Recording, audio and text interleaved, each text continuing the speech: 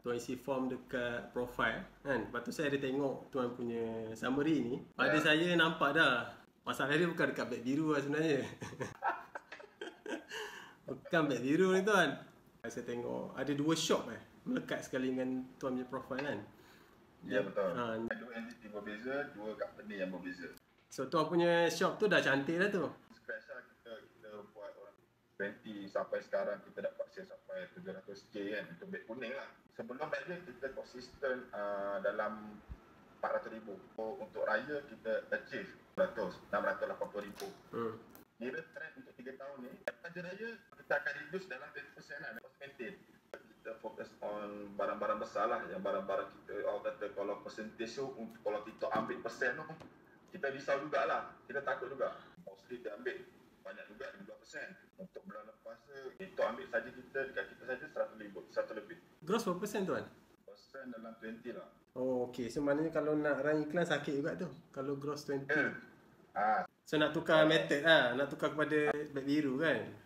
Ya, beg biru. Oh, okey. Sakit tu sebab run ads nanti biasanya dah akan makan 10% macam tu. Negatif lah kalau pakai beg kuning. Betul. Okey.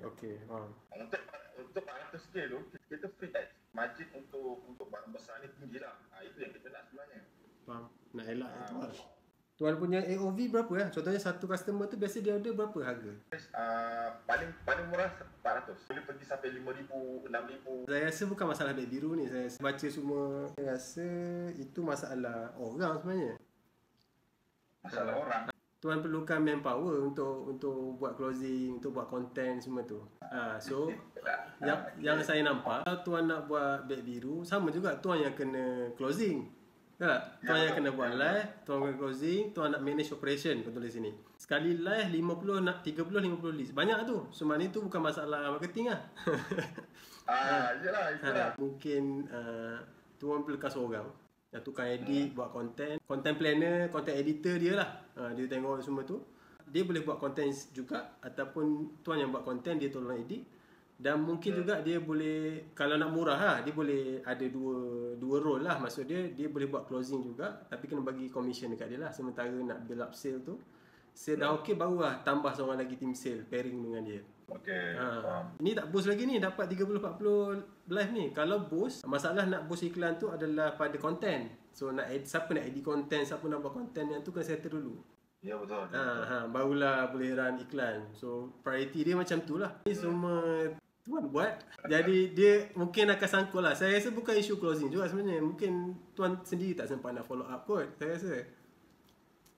Betul lah. Boleh juga. Nampak dia tak nak membelikan, untuk next month kita boleh catch up dengan dia balik kan. Betul. Mungkin kita dapat something dengan dia. Kan? Itu saya tak buat sekarang. So betul lah, masalah dia dekat orang lah. Tuan dah tahu dah semua benda apa yang nak kena buat sebenarnya. Itu yang bermain daripada fikiran saya selama beberapa bulan ni sebelum saya jumpa Tuan Farid ni.